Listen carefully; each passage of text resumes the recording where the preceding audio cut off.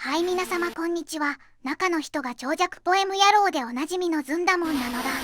今回はセガより発売された体感ゲームパワードリフトがテーマとなっております。書籍及びインターネットで調べた情報と中の人の経験とで進める。非常にお詳しい方、動画の間違いを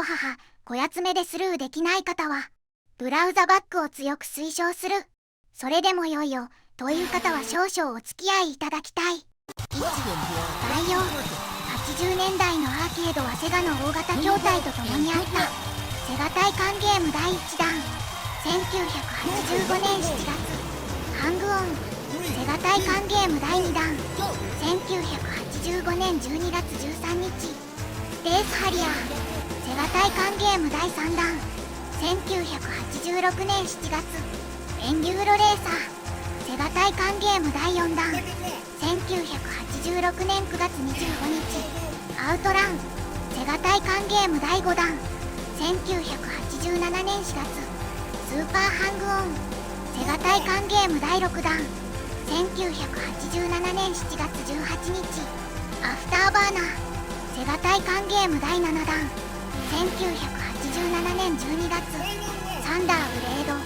セガ体感ゲーム第8弾。1988年4月。ギャラクシーフォース。そしてセガ体感ゲーム第9弾。1988年8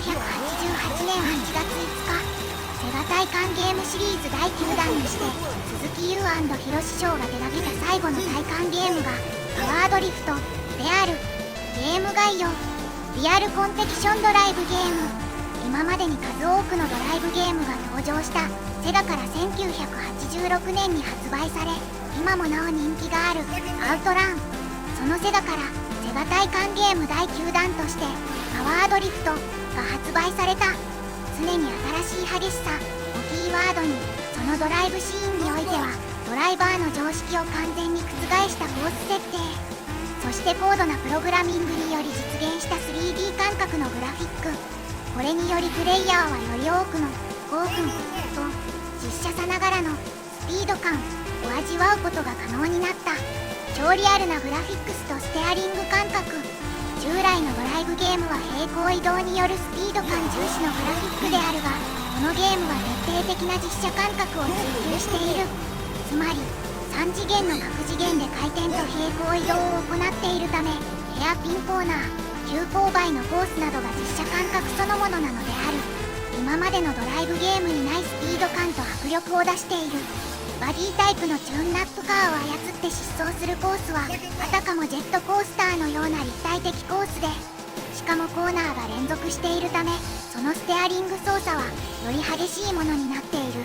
このステアリング操作と連動させた左右20度のムービングコックピットと超リアルな 3D グラフィックをシミュレート化することで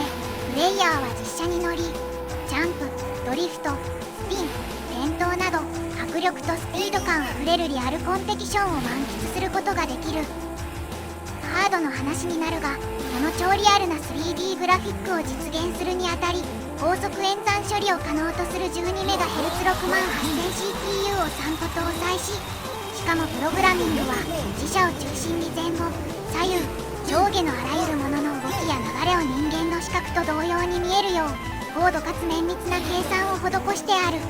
髪型、体格、格好、性別の違った12人のドライバーから1人を選んでプレイする。特別一人一人に個性はないけれどプレイヤーが選択したドライバーに対して感情移入し大胆で活発なもう一人の自分に出会ってしまう。そんな楽しさが十分に表現されたキャラクター設定となっている。ゲーム内部 A コースから E コースまで各ステージを4周する中で3位以内に入りながら次へ進むという形になっている。コース編成 A コース前半1、2、3ステージはきついカーブも少なく初めてやる人でも案外1位が取りやすいと思われる。ほぼノーブレーキでいけるぐらいのコースである。後半に入って4、5ステージ急にカーブが多くなり高度なテクニックを要するようになる。4ステージは直線がほとんどなく敵車を避けつつコースアウトしないようステアリングをする。5ステージではきついカーブがあるので十分な減速で曲がるというのが基本である。B コース1、2、特に難しいというコースではない。壁などにぶつかってスピードが落ちることに気をつけること。3ステージはほぼ立体コースでできているので、コースアウトして落っこちてしまうと順位がドーンと下がってしまうので、上手に減速をすることがポイント。4、5ステージにおいてはカーブが連続するので、忙しいステアリング操作が要求される。 C コース、全5コースの中で一番簡単と思われるコースである。全般的にバランス、カーブの量と具合が取れているので、初めてプレイされる方でも4ステージまで行くことができるのでは。人よりは運動神経があるぞという人なら5ステージまで、さらにはクリアも夢ではないコースだと思う。とりあえずはこのコースからトライするのがいいのではないかと思われる。 D コース、一見簡単かなと思えるのが、そんなことはない。1ステージではデコボコの路面もあったりして視野が悪くなったり、2ステージではそうきつくないカーブが続くところでのコーナーリングのテクニックで順位に影響が出てきたりする。3、4、5ステージにおいても小カーブにきついカーブが混ざっていて微妙なステアリングを要求され、コースアウトに気をつけながらも敵車の動きを把握して順位を上げる、もしくは維持をしなければならないハードなコースである。 E コース、最後に残ったコースがこれ。全体的に見てカーブも緩いしコースもシンプルじゃないと軽く思ってしまうと大変。特に1、2ステージでは急カーブはないから全速じゃん。で、確かにそうですが、意外に緩いカーブは見通しが効かないので、ちょっとステアリングを切りすぎるとコースを外れてしまう。ガードレールがあれば弾かれて順位下がるし、なければ一気にビリなんてことになるので、あまり安心できない。最新かつ大胆に、後半においても直線が結構あるものの、90度以上のカーブ、ヘアピンカーブなどがあるため、高度なテクニックが必要になってくる。4ステージでは2回も空を飛んでしまうし、5ステージでは大きなカーブに小さなカーブ、そしてヘアピンカーブもあるので、コースを覚えていないと辛いのでは。なお前後ステージを1位で行くと何かいいことがあるかもしれない。プレーの仕方についてブレなかったが、大きく分けて3つ。ギアを使って減速するのと、アクセルを離して減速するのと、ブレーキを使うこと、合わせてやるのもある。とにかく忙しいゲームである。ゲームの歴史から見るパワードリフト、レースゲームもゲーム黎明期より存在する見下ろし型ゲームと疑似 3D ゲームだ。疑似 3D ゲームは画面をラスタースクロールと呼ばれる操作でコースのカーブなどを表現できる。 F0 による本格立体映像が出るまでレースゲームの主な表現方法だった。しかし構造上仕方のないいくつかの問題点が発生する。1、ありえないスピード感覚。平線のオブジェクトが 0.5 秒で迫ってくるポリゴンのアウトラン2ではそれが6秒程度となる。本来は遠くのものはゆっくり、近くのものは早く描画したいのだが、当時のスプライト2ではその表現は不可能で、均等に手前に向かってくる表現だった。2一定角度以上のカーブを表現できない。 F0 などではコース逆流などといってぐるりと向きを変えることができたが、疑似 3D では不可能だった。その頃今までは全く気にしたこともなかった子供たちがあれあれおかしいぞと思い出した。そんな中、セガ大艦第9弾としてパワードリフトが発売される。古くから体感ゲームはゲーム内の処理は 3D で行っていた。その中にはアフターバーナー界で解説した疑似 3D の美しい嘘の世界があった。完全にリアルにするとゲームにならないからだ。ご存知の通り、パワードリフトは地形オブジェクトもスプライトで表現する。ポリゴンゲームを作って最後の描画をポリゴンではなくスプライトで表現してみたが、感覚的に近いかもしれない。時系列的に従来の疑似 3D ゲームとポリゴンゲームのちょうど中間に存在したゲームとなる。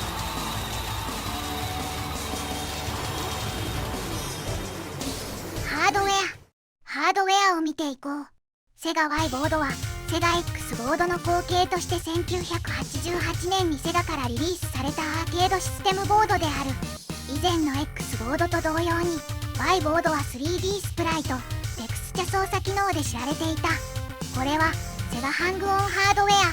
セガアウトランハードウェア、X ボードに続くスーパースケーラー、拡大縮小シリーズのアーケードボードの4番目である。Y ボードは X ボードとは設計がかなり異なり、3つ目の CPU とより高度なビデオハードウェアを備えている。 Y ボードではスプライトのリアルタイム回転と拡大縮小が可能である。またメモリ容量とフィルレートが全モデルよりも高く、画面に表示できるスプライト、テクスチャの数が大幅に増えている。珍しいことにこのシステムではタイルレイヤーが使用されず、ただし背景には1つのビットマッププレーンのみが使用される。グ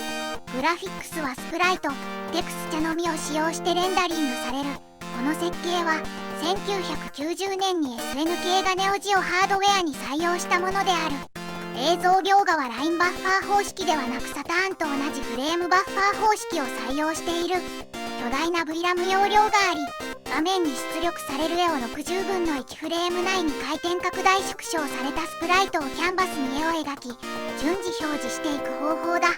Y ボードは1988年初頭にギャラクシーフォースと共にデビューした。1990年にはセガシステム32に引き継がれた。 Y ボード仕様。ボード構成 CPU ボード足すビデオボード CPU メイン CPU3×MC68000 12.5MHz 16ビットおよび32ビット命令 6.563 ミックス。最初の68000、一般ではメインは全体制御とサウンドハードウェア IO ハードウェアおよび 64KB ラムにアクセス化。2番目の68000、一般では SUBX はバイスプライツハードウェアバックアップラムおよび 16KB ラムにアクセス化。3番目の CPU は通信と乗算機ハードウェア用に 64KB の独立したラムを共有している。過去何回か解説している分散キャッシュメモリ方式でマルチプロセッサを実現している。単純に CPU が3つだから性能は3倍とはならないが、高度なプログラム技術により分散処理による性能向上を実現している。 GPU セガスーパースケーラーチップセット。複数の描画チップが協力して映像を作り出している。注目すべきは異なるバス間、異なる68000バスに存在しても描画チップ間は直接接続するバスを持っており、巨大な GPU として駆動する。グラフィックボードセガ8376566ビデオボード 50MHz 31559196スプライトジェネレーター31552213スプライトリローテッドチップ31552242カラーエンコーダー31550305スプライトジェネレーター 2×31550306 ビデオ同期および回転3155312ビデオミキサー数値演算プロセッサ3155248ハードウェア乗算機3155249ハードウェア乗算機固定小数点演算機能 Z バッファリング深度マップメモリパワードリフトロム容量 6.8MB 54.5Mbit 最大搭載ロム最大 21.3672MB メイン 1232KB ビデオ 18.584MB サウンド 1618KB ラム 824KB 内7170Wh高速 S ラムスタティックラムメインラム 208KB CPU164KB CPU216KB CPU364KB 共有 64KB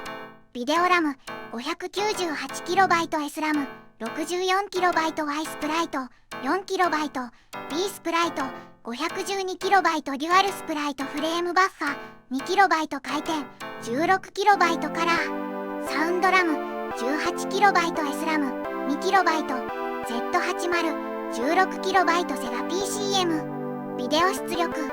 ィスプレイ 342×262 オーバースキャンプログレッシブスキャン操作センス224ディスプレイ262オーバースキャンリフレッシュレート 59.6368 から 60Hz 垂直同期最大フレームレート 59.6368 から 60fps カラーパレット2097152 512色のパレットバンクが4096個エフェクト、シャドウとハイライト、輝度、パレットフェードを含めると1677万7216色。画面上の色数24576色。固有色、輝度とパレットフェードで7万1680色。ビデオハードウェア、大まかに分けて3つの階層がある。1つ目は背景用 BG、 空のグラデーション、背景、レイヤー、ビットマッププレーンである。そして2つのスプライトプレーンがある。1つ目のスプライトプレーン、一般では Y スプライツ、完全な拡大縮小と回転が可能。またプレーン全体を回転させることもできる。ギャラクシーフォースとパワードリフト、同じようでも描画方式が異なる。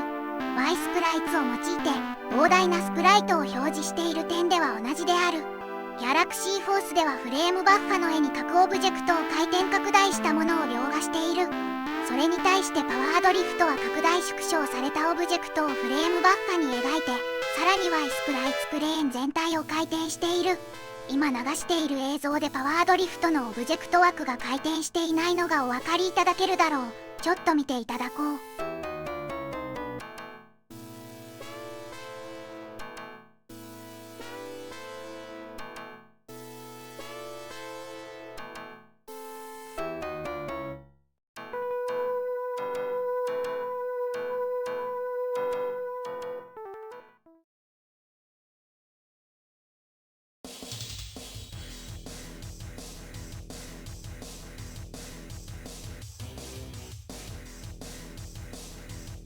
比較のためにギャラクシーフォースを見ていただく。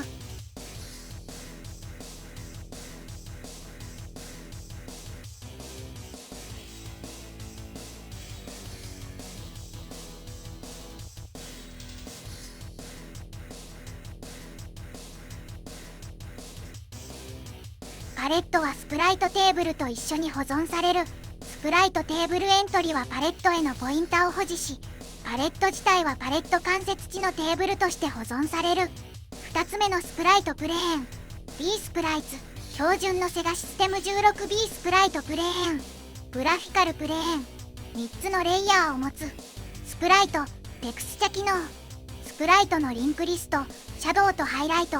パレットフェード、色の回転、様々なレベルの輝度、両方のスプライトプレーンでの完全なスプライトズームと拡大縮小、Y スプライトプレーンでの完全なスプライトフレームバッファ回転、ダブルバッファリング、 B プレーンでのダブルバッファラインバッファ512ピクセル、 Y プレーンでのダブルバッファフレームバッファを持つ。スプライトサイズ、解像度 8×8 から 512×512 ピクセル。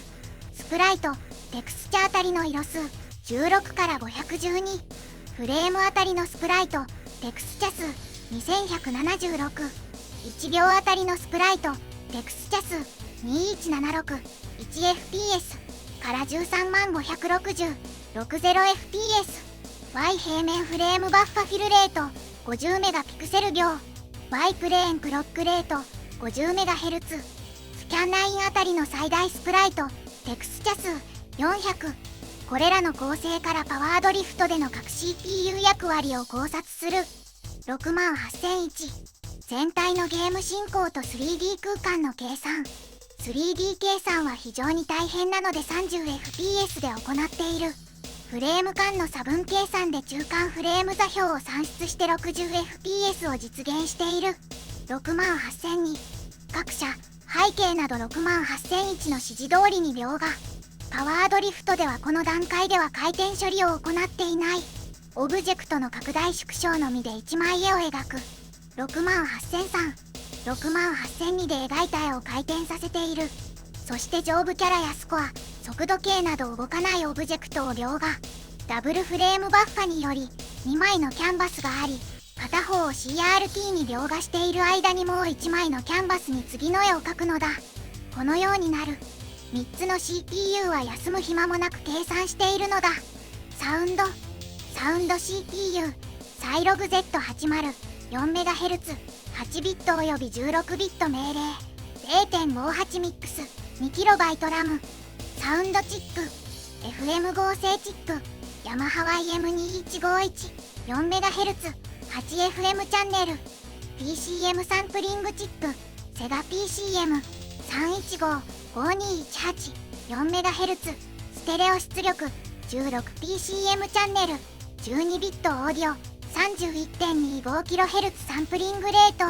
音源チップ解説は過去のアウトランやアフターバーナー動画と重複するので省略する。初期はメモリが少なくエンジン音しか鳴らせなかった。その後ドラムトラック、ギター、ベースとメモリ増加に合わせて PCM トラックが増えていく。しかしセガ PCM はハングオンのデビューから Y ボードのゲームまでセガの黄金期を支えたものすごいサウンドチップである。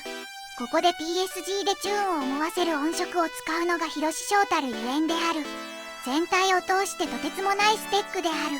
そして数年後サターンがこの性能になんとか追いついたのも驚愕である。ゲーム一覧、ギャラクシーフォース1988、パワードリフト1988、G ロック空中決戦1990、ストライクファイター1991、レールチェイス1991、基盤制作クレジット八木ひろし。八木氏は長くセガのハード設計に関わられたとんでもないレジェンドである。浜田和彦。浜田氏はこの後セガサターンの設計にも関わる。開発スタッフ、デザイン鈴木優、サウンド広志翔、サウンドエフェクトデシ、スタッフ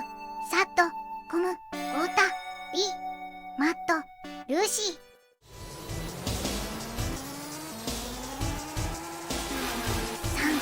インタビュー、伝説のハードウェア。セガサターンで数々の体感ゲームの完全移植を実現したゲームのるつぼが、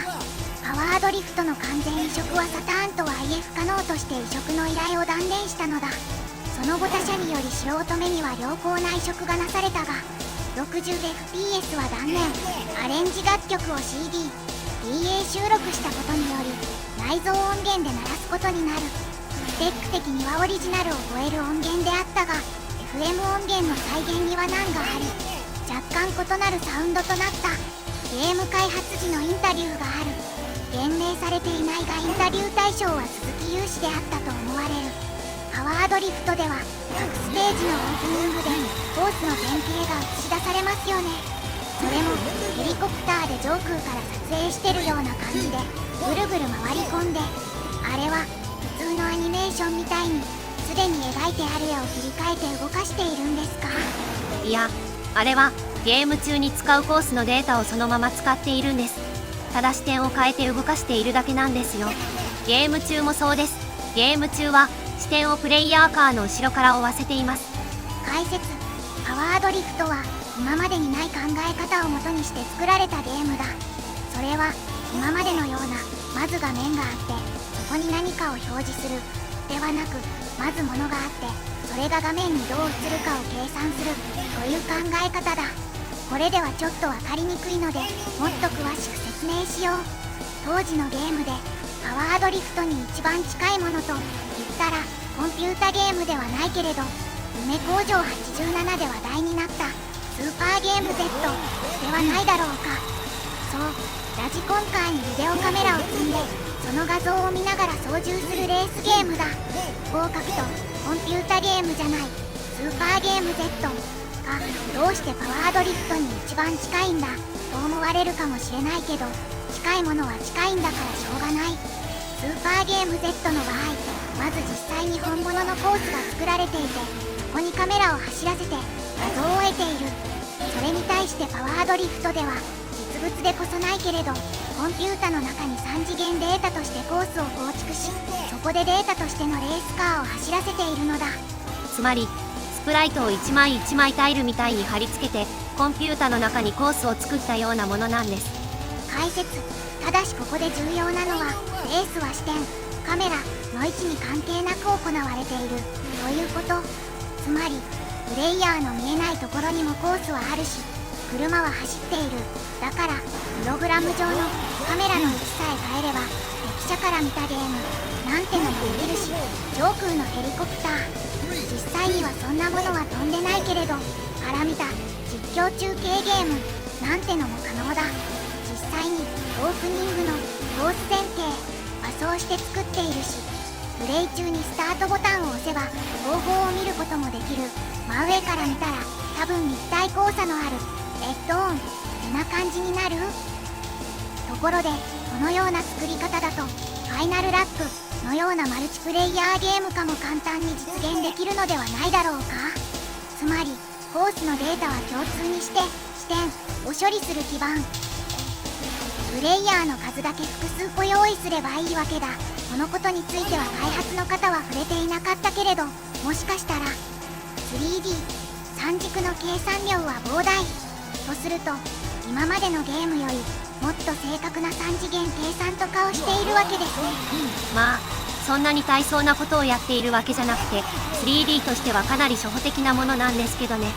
ただ XYZ の3軸全てについて計算させているからすごい計算量なんです。軸が1つ増えるごとに計算量は指数的に増えていきますから。解説。今までの 3D 型のドライブゲームではそのほとんどが一点投資といい、近づいてくる動きと上下左の動きしか計算していなかったのだ。アウトランにしても一点投資足す道の曲がり、垂直な軸回りの回転を計算するだけだったし、アフターバーナイチの場合も一点投資足す地平線の回転、視点方向の軸回りの回転だけ。ギャラクシーフォースになって初めて多軸の回転を取り入れ、パワードリフトではそれを推し進めたというわけだ。しかし開発の方の言葉にもある通り、軸が多くなればなるほど計算量は増える。例えば2次元のゲームで5回計算しなければならないとしたら、1点投資のゲームだと25回、2点投資のゲームだと125回、そして3点投資のゲームだとなんと625回もの計算をしなければならなくなる。これは大変。 CPU は6万8000が3個ということなんですけど、初めは CPU を4つにしてもらおうと思っていたんです。何しろ計算がすごい量で CPU3 個だとスプライトが220個ぐらいしか動かせないということだったんです。当初は220個ぐらいではコースを描くのもおぼつかないんじゃないですか。で220個しか動かせなくて本当にゲームになるんだろうかと思いまして、それで初ミニチュアを作って確かめてみたんです。石膏を買ってきて紙をくちゃくちゃに丸めて、それを串刺しにして並木も作りました。家焼きジャンプ台もね。その上をミニチュアカーを走らせてみたんです。ビデオカメラで視点を変えて、その映像を見ながらこの絵が220個のスプライトで描けるのかとか考えたんですけど、どうもこれだと道が描けない。それで16本ぐらいの並木を100本ぐらいに見せる方法はないかといろいろ考えましたね。結局プログラムを何回も何回も組み替えて構造化し効率を上げてなんとか道を入れるように作っていったわけなんです。最終的には500個くらいのスプライトを動かせるようになりました。力技ですね。力技のプログラミングによって問題は解決したわけですね。いや、実はこのゲームの中にはまだ解決していない問題がいくつか残っています。ゲームをすると分かりますけど、たまに車が道に乗っていないように見えるところがありますよね。計算上では道の上を走っているはずなのに。スピンした時ですか。道は横長のスプライトを並べて描いているんですけど、見る方向によっては道に見えなくなってしまうんです。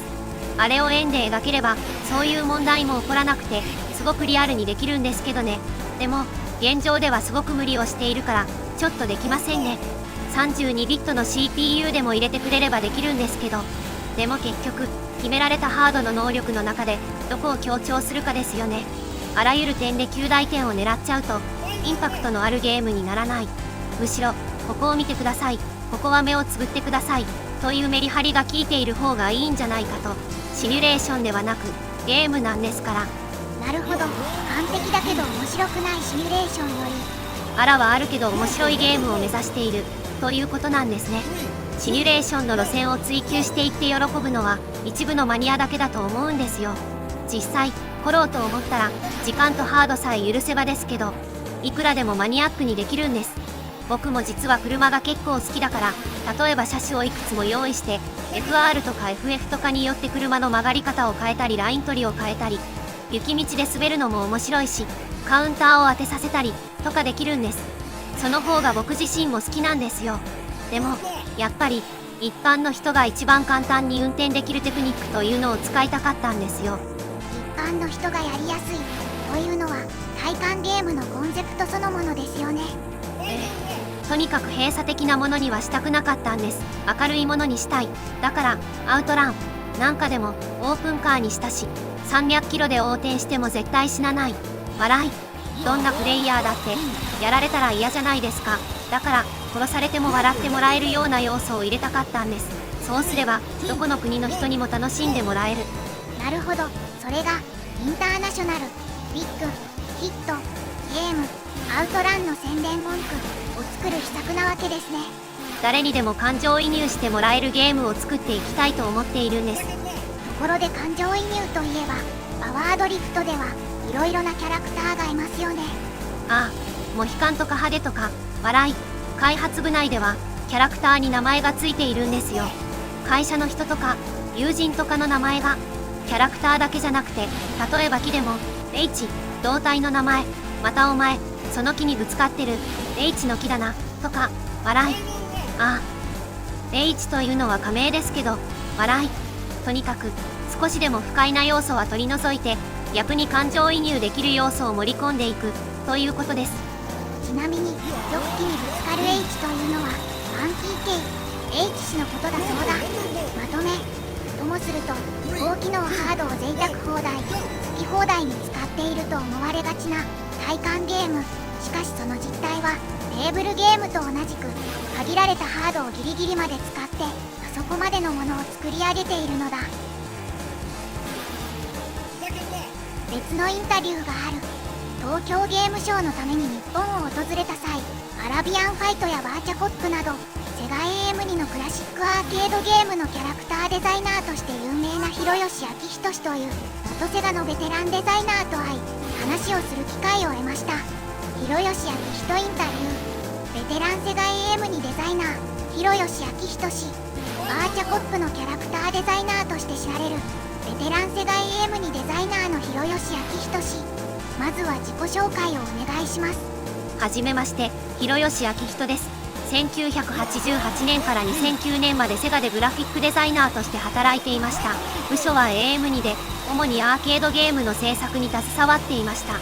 ビデオゲーム業界に入る前の趣味や目標は何でしたか？絵を描きました。でも主に漫画のようなキャラクターでした。デザイナーになろうと思ったきっかけは何ですか？とにかく自分の好きな方向で働きたいと思っていたので、就職活動の時にそうしていたのだと思います。セガに入社したきっかけは何ですか？最初にそこで働いた時の経験はどのようなものでしたか？実はおもちゃのデザインをやりたくて就職活動をしていたんですが、どこも落ちてしまって、セガはおもちゃも作っていたので運よく面接に呼ばれて入社することができました。本当にラッキーなことに入社することができました。スタジオ128はかつてのセガオブジャパンのビデオゲーム開発グループです。鈴木雄氏が率いるこの小さなスタジオでは、プログラマーの鈴木雄氏がスペースハリアー、アウトラン、アフターバーナーなどのアーケードクラシックを開発しました。なぜか玩具部門ではなくビデオゲーム部門に配属されました。当時スタジオ128という名前でパワードリフトを制作していた鈴木優さんの部門に配属されたんです。アラビアンファイトに取り組んだ時の経験を教えていただけますか？制作過程はどのようなものでしたか？クラシックな AM に格闘ゲームに取り組んだ時に楽しかった点や難しかった点はありましたか？当時 AM2 では格闘ゲームのノウハウがまだ確立されていなかったので、非常に実験的な制作をしていました。私はゲーム制作にかなり携わりました。プランナーのラフ案からキャラクターデザインを作ったり、プレイヤーキャラクターのモーションパターンを作ったり、ドットの修正、イベントシーンやストップモーションの作画を担当しました。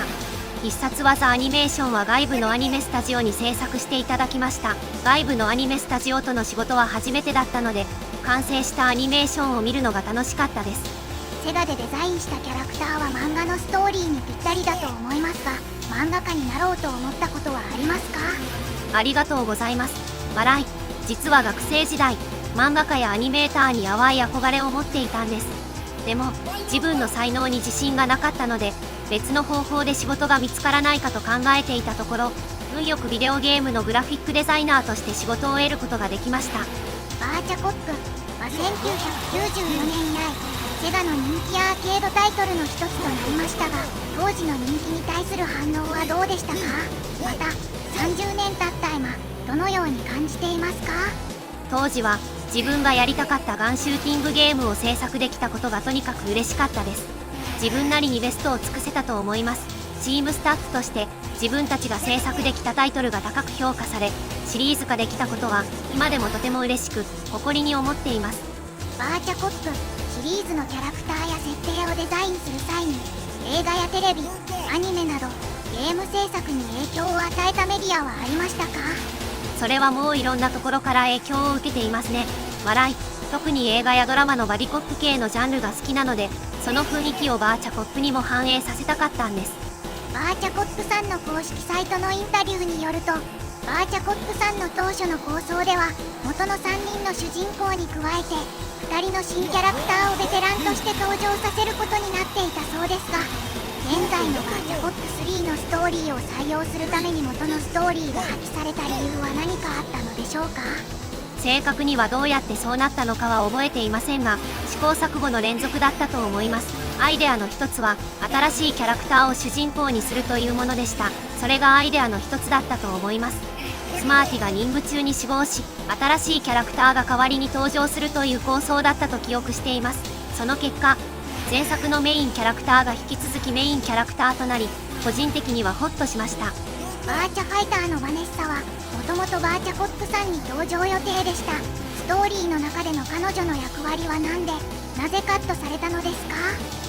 新しい主人公を登場させようということで、バネッサは新キャラの相棒になる予定でした。バネッサでいいんじゃないというアイデアを出したのも優だったと思います。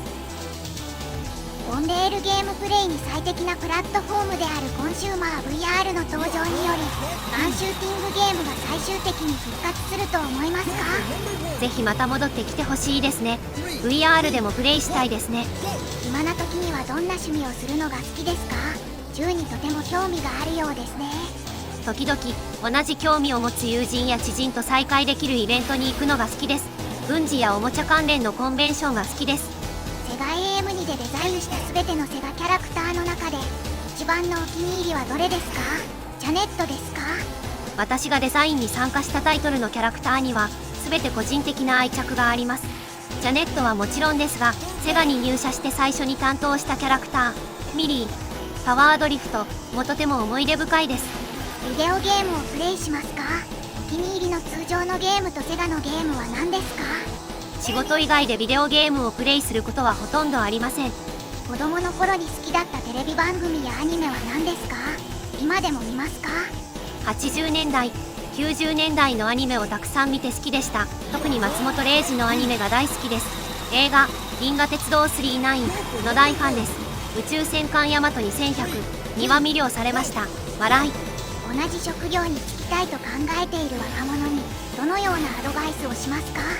アドバイスできる立場にはありませんが、私の経験から言えるのは、いろいろな機会に挑戦することが本当に重要だということです。そうすることで後々自分が望む方向に進む可能性が高まります。 AM2 であなたが手掛けてきたクラシックゲームを長年にわたり今でも大切にしているセガファンに何か伝えたいことはありますか？皆さんの心に残るような仕事ができてとても嬉しいです。ありがとうございました。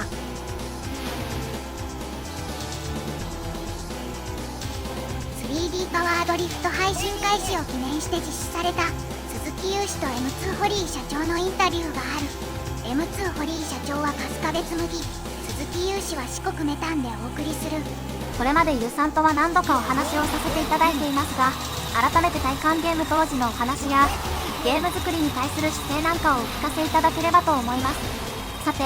これまで M2 ではゆうさんが開発されたタイトルの移植をたくさん手掛けてきたわけなのですが、1985年のハンドオン、お皮切りにスペースハリアー、アウトラン、アフターバーナー、1988年のパワードリフトとたどり着くまでがたかだか5年の期間なんです。しかもそのハードウェアをつぶさに追っていくと、どんどん性能が上がって移植がしにくくなっていくというのがあって、笑い。微笑みながら、当時はゲームでハードを作っていましたからね。そこを前から聞きたかったんですが、ハード設計において未来における性能アップを予測していたのか、それともそうなって結果困るから性能がアップしたか、どちらなんでしょう。それはどちらでもあって、まずゲームを作るときにこういうことをやりたいという構想を自分の中で組み立てるんですけど、現状のボード性能では実現ができない。それで今度はこうすればできると思うんだけどというアイデアをハード開発者にどんどん相談する。彼らを説得したりするために CG 技術を勉強したり調べたりもしました。そういう風に新しい表現をしたりいろいろやってきたので、最終的には僕の企画を動かすためのハードという感じで仕上がっちゃう。僕もセガのことを考えないわけじゃなくて、ハードを設計するにあたって鈴木優専用ボードというわけではいけないんだけど、みんなが使えるボードというとコストパフォーマンスが悪くなるんですよね。みんなが使いやすいボードというのはいろんなところにいろんな手間がかかる。僕が欲しかったのは簡単に言うと尖ったハードなんです。この機能はいらないからこの表現に全精力を注いでみたいなことですね。尖ったハード、その通りだと思います。みんなのことを考えてないわけではないんだけど、自分の中のエクスキューズというのはボードにかけた開発費は僕のゲーム単体の売り上げでペイすれば文句を言われないと、そうしてできたボードを使いたいという人がいるなら使ってもらえればいいなと。めちゃくちゃかっこいいですよ。ゆうさんからは前にも同じことを聞いていて、パワードリフトがどうしても Nintendo3DS に乗らなくて、なんて化け物を作ってくれたんですか。これだけ重装備の基盤は会社に許されたんですかと聞いたら、今と全く同じことをさらっと言われてしびれましたね。先日お台場で開催されたイベント、ゲームオンでのナイトゲームオンで行われたセガハードの公演でも、ハードの変遷をセガゲームスの奥成陽介さんが語っていらっしゃったんですけど、集まったアーケード基盤開発者の皆さんが一言目には優雅とおっしゃるんですよ。もしかして石川雅美さん？にっこり。そうです、石川さんです。で、ご登壇されていた梶俊之さんも八木宏さんも皆さん揃って優の言う通りに作ると売れるからともおっしゃっていて、それもすごいなと。それで同じ質問をぶつけてみたのですけど、4年くらいの間に疑似 3D であるハンドオンから内部データ的には 3D データを持ったパワードリフトまでハードが動くようになるかと思っていましたかと質問したら、面白がってやりたいことをやっていたらここまで来ちゃったんだよとおっしゃっていて、心に染み入るものがありました。大体からして汎用性を考えたらツイン CPU は向かないでしょうし、 DSP、デジタル、シグナル、プロセッサーだってどうやって使ったものかと迷うでしょう。1980年代のホンダの F1 マシンのターボエンジンが 1500cc で1500馬力を出た時期があったけど、結局はアイルトン、セナくらいしか運転できなかった。笑い。普通の人だと手に負えない。でもそれでいいんですよ。そうでもしないとね。 CPU 同士の調整をしないといけないですからね。せいぜい 1.5 倍いけばいい方ですよね。かえってパフォーマンスが落ちて開発が遅れたことがありますしね。笑い。でも堀井さんはそういう移植をやらせたら世界一でしょう。僕がというよりは僕の周りにいるメンバーがですよ。だからこういうのセガ 3D 復刻プロジェクトをやってもらえるのはすごい安心。ありがとうございます。ハンドオンやアウトランはカーブする道路を描くためだけの機能があるんですけど、あれもユーさんがアイデアを出したと聞いて、こういう表現をするためにこういう機能がいるよねと突っ走っていた時代には今もって憧れます。売れるか売れないかで言えば確実に売れるという自信を持って出したゲームは一つもないですよ。意外だな。ロケテストの段階でこれは売れると思って出したのはアーケードで2つだけ。1つはバーチャコップ。あれは僕が企画をしているんですよ。あれは企画段階から売れるという確信がありました。もう1つはパワードリフト。根拠は覚えてないけどこの2つは自分からしたら売れるという自信があった。それ以外は分からなかったですね。意外だな。てっきりバッチャファイターが上がるかと思っていたんですけど、僕がメガドライブでガントレット1993年発売を作った後にセガさんの担当者と雑談をしていたら、ロビーにポリゴンの格闘ゲームが置いてあって人だかりができていると言うんです。まだ動いているのを見たことなかった僕は格闘ゲームとして成立するのかと懐疑的だったんですが、実物を見て人だかりの理由に納得がいきました。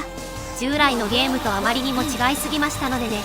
例えばハングオンにしてもそれまでにテーブル筐体が当たり前だったところに大型バイクの形をした体感筐体ですから、相当異質なことだったでしょう。同様にバーチャファイターもそれまでにないコリコリした画面ですから、ヒットするかどうかはみんな半信半疑ですよ。新しいのはわかるけど、今までのものとあまりに違いすぎて、新しいものに対するネガティブな気持ちとも戦っていたんですね。そういう新しいものへの興味というのはどこから湧いてくるんでしょう。基本的には物を作るのが好きなんですよ。工夫したりするのがね、作っている時って発見の楽しみがあるじゃないですか。そこにもまたに3パターンがあって、自分がやっていく中で純粋な発見や表現、次は皆さんの目に触れて喜んでくれているという気持ち、びっくりさせてやろうという意識、誰かの反応を見るのが楽しい。直属の上司である吉井正治さんの笑顔を見たいし、その先にはユーザーがいる。一番近いのは自分で、だから理由はないですよ。単に好きだから。好きだからというのはシンプルですけど、一番強いですよね。僕なんかもそうなんですけど、好きだから突っ走れる。原体験で言うと、幼稚園の頃からダイヤブロックが好きだったし、プラモデルを説明書通りじゃなくて自分の好きなように組み立てるのが面白かったんですよね。それがプログラムを作ることに変わっていっただけです。今日も対談の前にスマホを操作しながら、シェンムスリーは今こんなことになっているんだよね、と新しい技術を使った映像を見せてくださったんですけど、スペースハリアーやハンドオンを作っている最中に、ハードはこうじゃなきゃ、僕の考えているゲームは実現しないよね、という気持ちを今でも持ってやっているのは、自分も見習いたい年の取り方ですよね。新しいものへの好奇心がちっとも衰えていない。年を食うと億劫になりますからね。話題は変わるんですけど、ゆうさんの作られた体感ゲームってグラフィックの話をしたことがないんですけど、スタッフィングなど、誰と組んでどんな印象があったか、という記憶はありますか？個々人についての面白い話はあるんだけど、ちょっと紙面に載せられないのが多いな。笑い。じゃあ聞き方を変えますね。スペースハリアーの絵作りは敵がすごいですし、アウトランは景観を作ることにかなりの意志力を感じます。アフターバーナー2はあれだけスピード感があるのに空中線が描かれている。例えば、スタッフに空中線を描くのが得意なやつがいたからゲームがこうなった、というのはあるんでしょうか？そうですね。まず企画を立てた後にスタッフィングをするわけですが、何も僕のチームだからと特別な優遇があるわけではありません。彼と仕事をしたいからこのプロジェクトに呼んで、みたいなことは、まずならない。ですから、スタッフが集まったところで企画を再調整するんですよ。極論を言うと、バスケットボールの企画を出してもサッカーが好きなやつばかりだったらダメだろうから、そこを変更するとか、他の人は、企画がこうなんだから文句を言わず、こちらが言う通りにやれ、というタイプの人もいるでしょうが、それだと人が作るものですからやっぱり活かせないじゃないですか。わかります。スタッフの配置に頭を悩ませる立場のものとして。ですから、ある程度スタッフの適性や得意分野を見てから、企画を再調整して作っていく。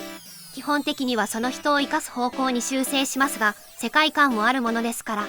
僕からは、ここをこうやれば興味を持ってくれるかな、という助け舟をね、女の子だったら、半分音に看板を描いてもらうのに、パフェの絵を入れてもらうとかね。仕事を楽しくしてあげることです。パフェの看板を作るんだったら、資料用にファミレスに行って好きなだけ食べていいから、と送り出してあげたり、笑い。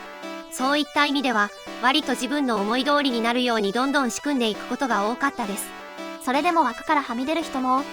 とびっきり個性の強いのだと、スペースハリアーのグラフィック担当がそうでしたね。相当癖のある人で、言ってしまうとエログロの世界が得意だったんですよ。作品としては天下一品なんだけど、セガという会社の一員としてはアーティスト肌すぎた。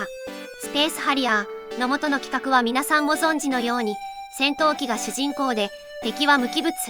一方そのアーティストは生物がギリギリのラインなので、だったら、キノコだったらいけるな、とかね、笑い。ファンタジックの方向性だったらいけるかということで、ネバーエンディングストーリーや、ロジャー、ディーンの世界観が好きだったのもあって、それなら彼の才能も生きるだろうと、僕のやりたいところと彼のやりたいところがクロスするところを見つけて、企画を再調整したということです。ゆうさん自身の話を聞くことはあっても、スタッフについての話を聞くのは初めてです。スペースハリアーをそのことやると言った時は、周りはびっくりしていましたよ。あまりにも独創的な絵でしたからね。それはすごくわかります。ゲーム黎歴はスタッフの人数が少ないから、得意な人であっても活躍する場が用意しやすいんですよね。日本というのはみんなと違うと弾かれがちな文化ですけど、みんなが人と同じようなクリエイティブの仕事をやり続けていたら、似たようなものしか出来上がらないわけだから、あえて新しいものにチャレンジしたいのなら、新しいものができやすいスタッフィング、環境、土壌作りも含めて必要だろう。多数決で一致するような企画とかスタッフ、ハードを使うと、どうしても同じ方向に向いてしまう。丸くなりますよね。そう、丸くなっちゃいけないんです。多くの人は小さくてもいいから小さな丸を目指すんです。日本の和の精神というのもあるでしょうし、でもそれをやるとクリエイティブな世界では面白いものが出来上がらないとものすごく思うんです。自分は僕の考えとしてはいびつでもいいから、プラスとマイナスを鳴らした時にプラスの方が強ければ OK。 一点突破でいいんですね。尖っている方が刺さるから。そう、これは自分でも笑ったんだけど、半分音の当時書いた企画書を見返したら、ターゲットユーザー層16歳男って書いていたんですよ。狭い高校に入学してこれからバイクに乗るぞっていう男の子を狙い撃ちじゃないですか。笑い。自分で書いていてびっくりしちゃったんだけど、こんなに狭いターゲット層は見たことない。笑い。でもそれだけ尖ったものがズバッと刺さると、頂点が高い分だけ裾野が広がるってことですよ。興奮気味に。だから話題になるんでしょうね。例えると、何でも美味しいですという料理店より、マグロだけは他には負けないですという店の方が繁盛するということなんじゃないかな。それでも不安っていうのがびっくりするな。では、毎回この人だけは U さんのチームにいたという方は少ないんですか？そうだね。りんちゃん、元 AM2 県所属のプログラマー、三船聡氏なんかは長くやってくれましたね。あとはサウンドの広谷光義とかくらいかな。そうなんだ。スポーツの代表枠ではないですけど、てっきり U さんのための固定メンバー、チーム U がいるものかと思っていました。なぜかというと、当時遊んでいた僕らは、セガの絵っていうのを感じていたんですよ。だからてっきり、このスタッフが描いたグラフィックがあったから後の様式が出来上がった、みたいな逸話があるかと。ユーザーに対して一番効果的なやり方を選んだんですね。自分の中でのプロダクト意識として売ることを目的にしていなければこういう絵作りにはしていなかったと思う。具体的には、ハイダイナミックレンジと呼ばれる表現、カリフォルニアや地中海のドーンと抜けるような青い空に真っ白な雲が浮かんでいるようなね、絵画で言えばマティスみたいな、そういうのをゲームに向いていると考えたんです。その理由というのは、ブラウン管にはその特性上、どうやっても黒は真っ黒にまで落ちないし、一番明るいところでも太陽の眩しさには及ばない。ものすごくレンジが狭いんです。何も考えないと、ものすごく狭い絵作りになってしまう。その中で最大限にダイナミックレンジを表現できるように、サイドの強い色調を選んだりと、その時代ごとにやれる最大限の表現はしてきました。自分の中で理想としてはずっと変わっていなくて、それは現在作っているシェンムー3でも同じ。本当はこうしたいんだけど、表現能力に限界があるからこうなってしまっただけなんですよ。開発中、スタッフにはそういう好みを言葉として説明するんでしょうか？それとももっと具体的に数字で指示を出したりするのですか？そこは具体的にですね。こちらのイメージを言葉で伝えても伝わりきらないので、開発途中の画像データを解析するとレンジの中央あたりしか使っていないから、もっと外側の色を使ってくれと指示を出すことはありました。特に油絵を経験してきた人がそうだったんですけど、暗く色込んでと教わってきた人からしたらわからないのも仕方がない。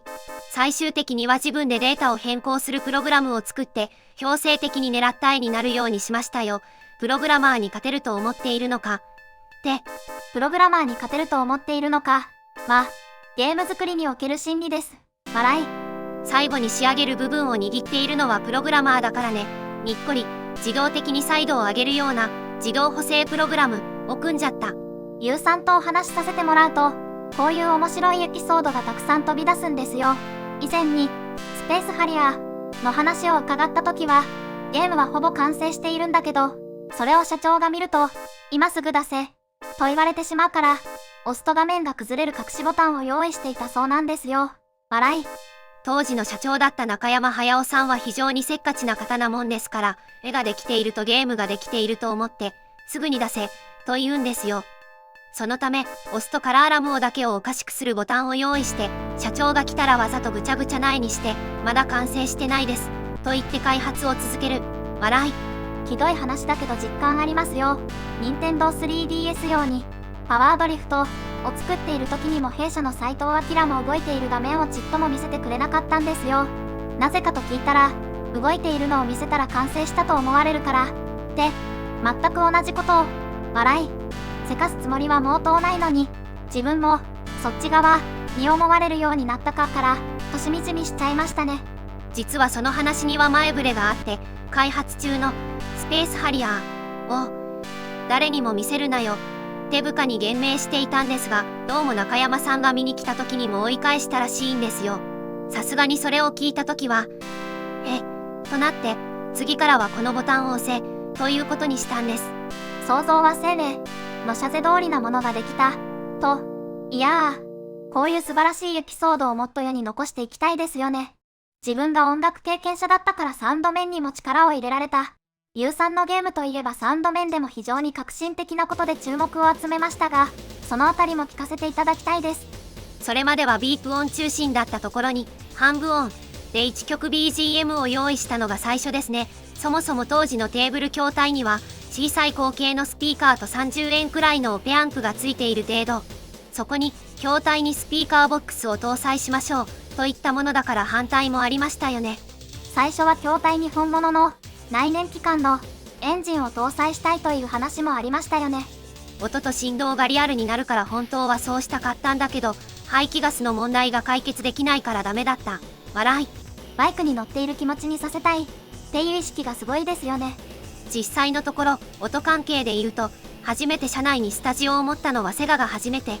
僕は中学生の時からバンド活動をしていたので、音楽を目指す人たちの気持ちがわかるというか、たくさんの人たちがミュージシャンになれずに挫折していく、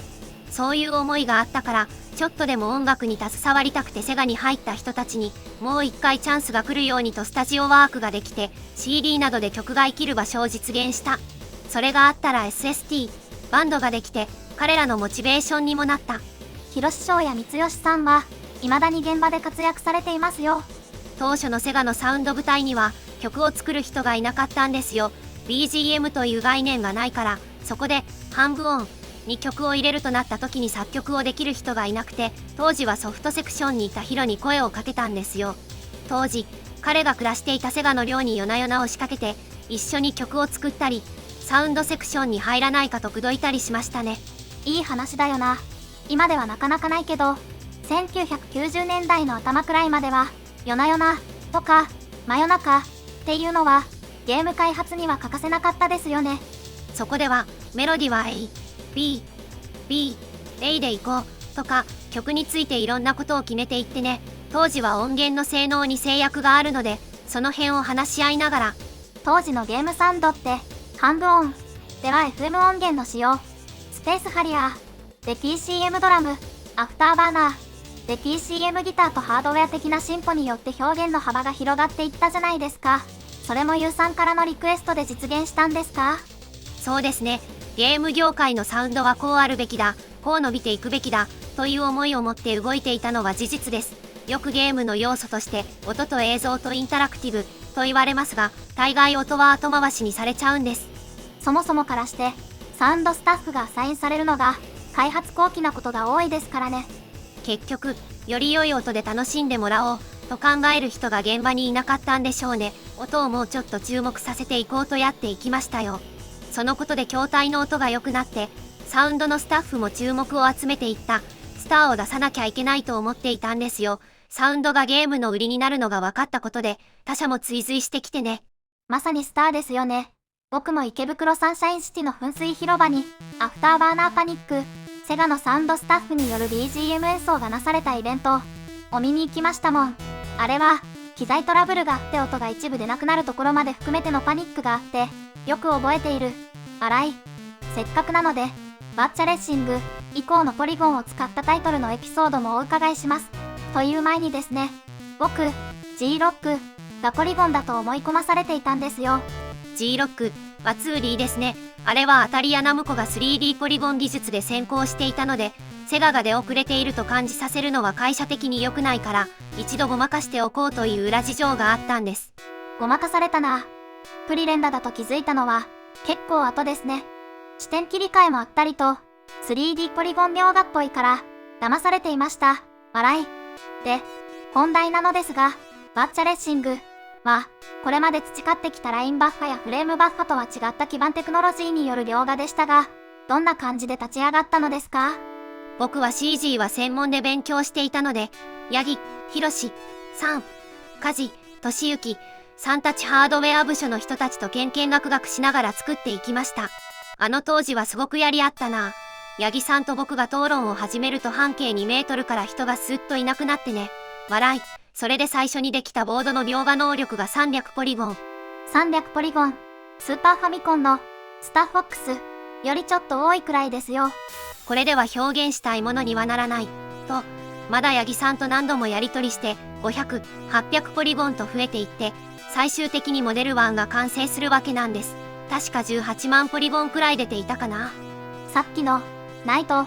ゲームオンの話だと、鈴木優さんに言われて、わかったよ。要は三角形がいっぱい描ければいいんだろう。というところから開発をスタートしたというエピソードがあって、できるかできないかわからないけど、ラフなところからでも、まず流行ってみよう。の精神に感激しましたね。だって 3D の知識なんて何にもなかったんだからね。隠れ線処理、隠れ面処理、Z バッファ、そういう基礎的なことも手探りでしたからね。他のメーカーさんでもポリゴン描画の開発には苦労されたと聞きます。基盤完成のめどは立ったけど、そこから製品になるまでは何度も延期を繰り返していたと。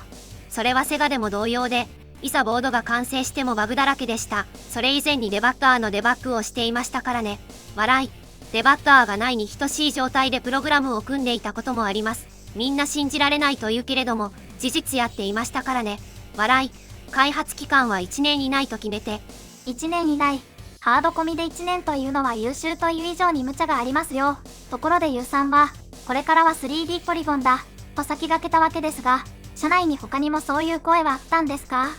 僕の知っている範囲ではいなかったな。やっぱそれくらいの温度か。でも、バーチャレッシングが成功したことで変わったその後のセガに、ものすごい影響を与えていますよね。メガドライブの後継機であるサターンの設計が大きく変わったり、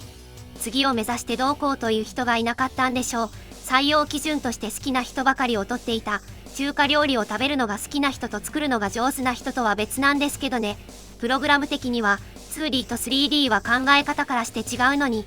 2D の開発は極端な話。算数の知識でどうにかなりますよね。そう。3D になると奥行きを示すための投資変換が入るので、ダイレクトにはイメージできなくなる。少なくとも高校数学の数一数にくらいは理解していないと行き詰まってしまうんですね。そうそう。投資変換。その当時メガドライブで、スタンランナーを作ろうとしていたんだけど、プログラマーから投資変換の話を聞いてちんぷんかんぷんだったのを思い出した。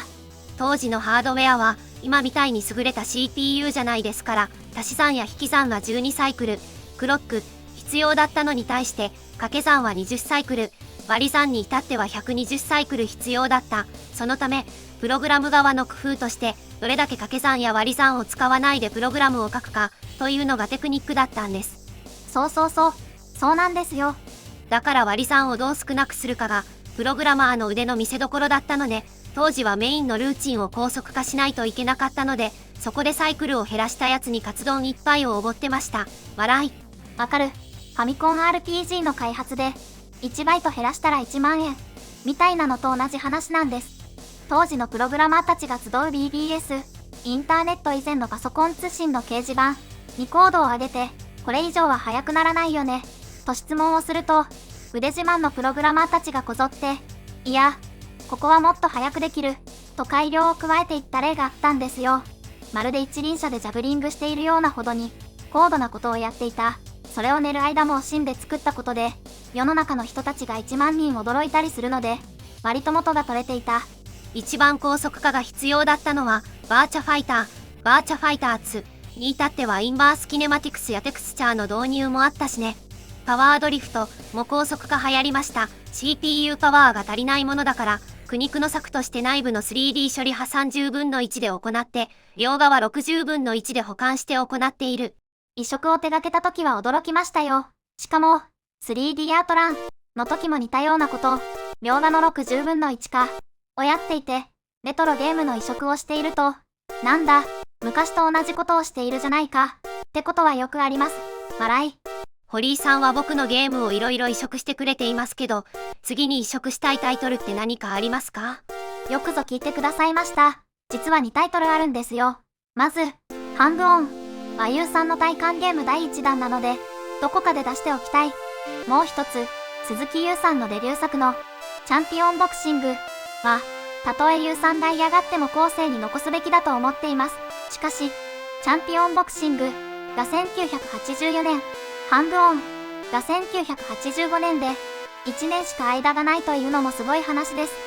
チャンピオンボクシングはコンシューマー企業に開発して、後にアーケードでもリリースしたんですよ。あの当時はプロジェクトリーダーになるまで入社から7年くらいかかっていたんですけど、僕は1年で新記録達成。笑い。というのも、石井洋二さんが失敗してもいいからやってみなよ、と後押ししてくれたんです。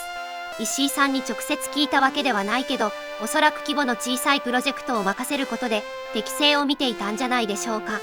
チームといっても僕がリーダー兼プログラマー、ヘルプのプログラマー、それと当時は入社したての女の子デザイナーの3人だけでしたから。その当時は M、アミューズメントイコールアーケードゲームと CS、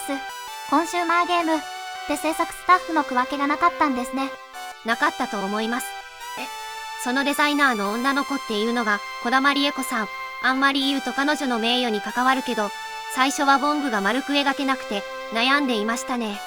すごいな。新人がプロジェクトを任される最短記録を達成して、その数年後には事業計画レベルのタイトルを任されるんだから。セガのゲームの進化ってハードウェアと共にあったと思っていたんですけど、鈴木優さんの進化ぶりの方が上回っていたかもしれない。いやー、今日はいい話がたくさん聞けて嬉しかったです。当時のいい話はまだたくさんあるから、また別の機会にでもお話ししたいですね。それとお待たせしているシェンムー3について少しだけ。今は前作までにはない新しい表現を模索していて、それでゲームが面白くなったらいいなと思っています。それがいい形になって皆さんのお手元に届けられるよう頑張っていますので、引き続き応援をお願いします。はい、またよろしくお願いします。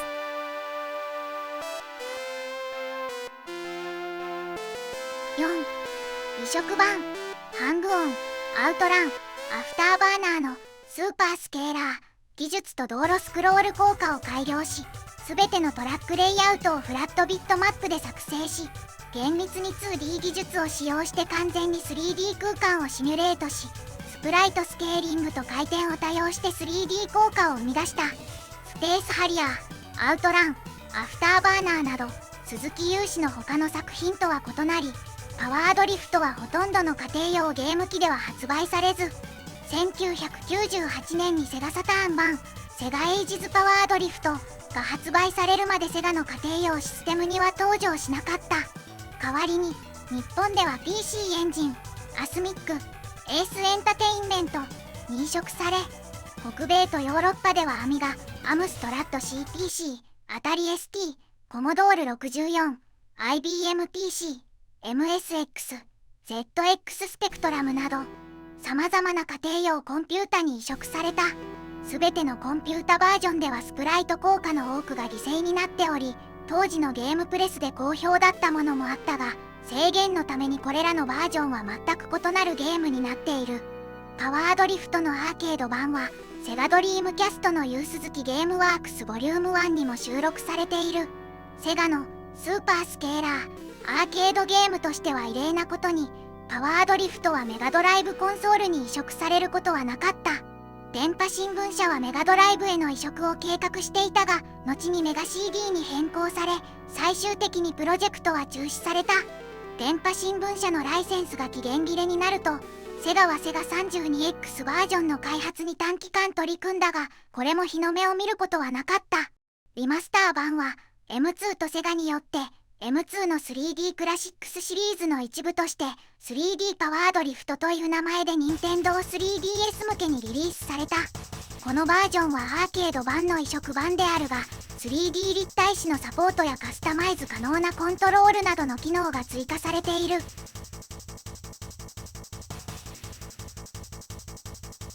移植バージョン、アミガおよびアタリ ST バージョン。アミガ版とアタリ ST 版は別名ZZKJ、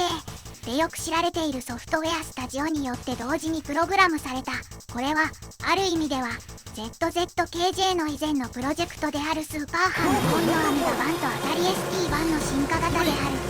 セガはチームにアーケードゲームのアセットやソースコードを提供しなかったため、アーティストのソウルマルケーゼはアーケードマシンが動作している写真を何百枚も撮り、誰かがゲームを最後までプレイしている映像を見なければならなかった。スプライトあたり16色という制限のため、ペガスエリートが主要なグラフィックエディタとして使用された。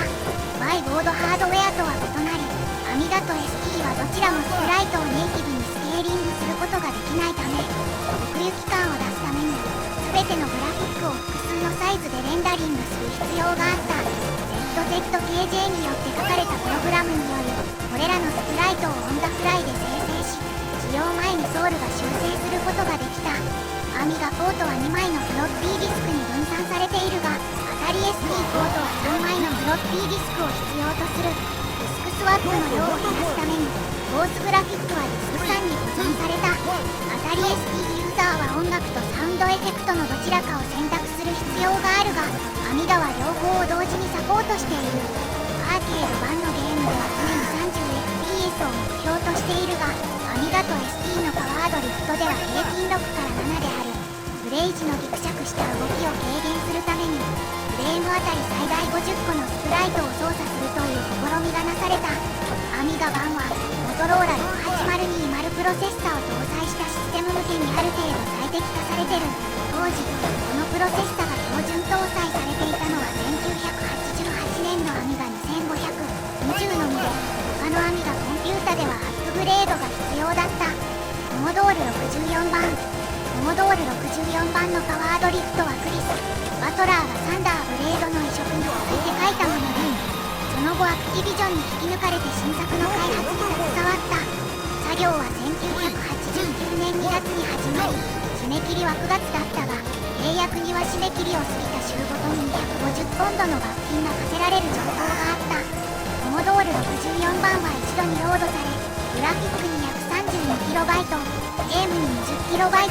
音楽に 6KB が割り当てられている。画面に入るときにグラフィックスが揺れるのを排除することに重点が置かれた。バトラーのサンダーブレードとスペースハリアーの分散で見られるように。開発チームはパワードリフトキャビネットを4ヶ月間しか使用できず、その後他の場所に送られた。 ZX スペクトラムバージョン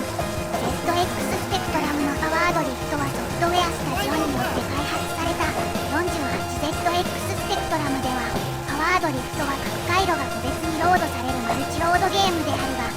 128K マシンでプレイすると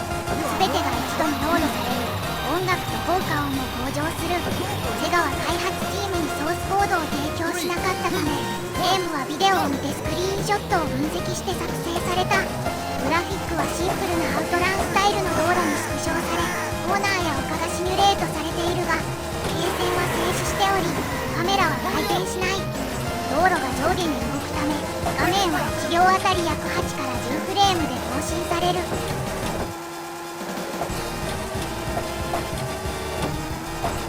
僕たちにとってパワードリフトはどんな存在だったのか。1975年前後生まれにとってはセガ体感ゲームはゲームセンターの王様であった。まず印象に強く残るのがセガ体感ゲーム第2弾1985年12月13日スペースハリアーだろう。同年代のゲームの中での圧倒的オーパーツ感、今まで見たことも聞いたことないゲームとサウンドだった。そしてセガ体感ゲーム第4弾1986年9月25日アウトラン。ラインスクロールで一立体視を実現したゲームはあったが、映像は単調、ちょっとぶつかると爆発した。ドライブゲームというジャンルを確立した。セガ体感ゲーム第6弾1987年7月18日アフターバーナー。それまでは地上での操作から空中での操作となった。回転機能を持たない X ボードで疑似回転を作り、今でも世界で X ボードに回転機能はあったのかと議論が続く名作である。セガ体感ゲーム第8弾1988年4月ギャラクシーフォース。初めての i ボード採用ゲームだった。念願の回転機能が実装され、広大な宇宙を旅するゲームとなった。ワンプレイ500円と強気な価格設定だった。そしてセガ体感ゲーム第9弾1988年8月5日セガ体感ゲームシリーズ第9弾にして鈴木優&広志翔が手掛けた最後の体感ゲームパワードリフトが登場する。2年後 F0 が発売され本格的な 3D ゲームが登場する前夜となる。パワードリフトはこれまでの集大成のようなゲームだった。疑似 3D の頂点といえる作品であろう。画面がぐるぐると回転しまるでジェットコースターのようなゲームだった。 3D コースを3つの 68000CPU が計算し作り出す映像に惹かれた。そしてサウンドである。圧倒的人気を誇るライク・ザ・ウィンドはメローク軽派でチューン風の音色で奏でた。セガの歴史を凝縮したようなサウンドだった。しかし大型体感ゲームはここで役割を終える。非稼働のボックスタイプの大型筐体はあったがセガの開発した究極の体感ゲームはある。360の登場で一息ついた感じだった。ゲームセンターの視線上はテーブル筐体へシフトしていく。毎年性能が飛躍的に向上し少年だった僕たちにドキドキを与えてくれた体感ゲームは役割を終えた。インカムの問題、整備の問題、設置スペースの問題などあったのであろう。翌年1989年のゲーメスト大賞はテトリスやストライダー飛竜、バルキューレの伝説などであった。その翌年のゲーメスト大賞もファイナルファイトやパロデュースだなどのテーブル筐体だった。高校生になりみんな趣味思考が変わりだした。ギターを始めたりバンドを組んだりとゲームセンターが唯一の遊び場でなくなっていた。ここでストリートファイター2が登場しゲームセンターがまた光り輝くのはまた別の話。時代が進み90年代中頃は80年代の憧れだったゲームを完全移植するのが流行った。憧れのゲームがセガサターンによって次々に完全移植され家庭でできることを喜ぶとともにアーケードビデオゲームへの憧れの旅のゴールテープを切った感触があった。そんな中でもバイボードの移植は難航する。ゲームのるつぼが完全移植は今の技術では不可能であるとし移植を断った。3つの 68000CPU をフル稼働させて凌駕したアーケード版の完全移植は不可能だった。他社開発によりリリースされたが 30fps となり当時はアレンジ楽曲がもてはやされた時代でありアーケード版は内蔵音源での再生だった。今聞くと悪くないと思うが当時は完全移植を熱望していたのだ。時は流れ M2 という移植のプロ集団は話題になっていた。サターンですら不可能だった移植を手のひらサイズの 3DS に移植した。移植スタッフの中に斎藤明氏のお名前が燦然と輝く。長い旅の果てにやっと決着をつけた。長距離ドライブやツーリングなどでランダム再生の iPhone からアウトランやスーパーハングオン、パワードリフトの曲が流れれば気分は叫びたくなるほど最高潮だろう。日本では立体テレビは流行らなかったがここでセガが立体視対応セガ体感アーケードミニなど出してくれればいくらでも買おう。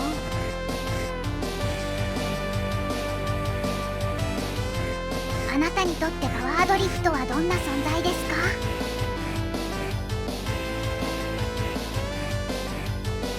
今回の動画はここで終わりです。相変わらず長い動画をご視聴いただきありがとうございました。